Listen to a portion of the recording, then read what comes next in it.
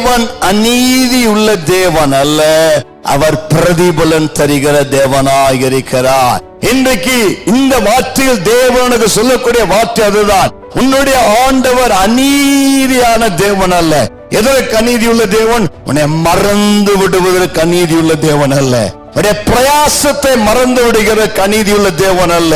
உடைய ஜெபத்தை, உடைய உழைப்பை, பரிசுத்தவான்களுக்கு நீ செய்கிற சகாயத்தை, நீ சிந்தின கண்ணீரை, நீ பட்ட பாடுகளை, உடைய கிரியைகளை மறந்து விடுகிறதுக்கு தேவன் அநீதி உள்ள தேவன் அல்ல.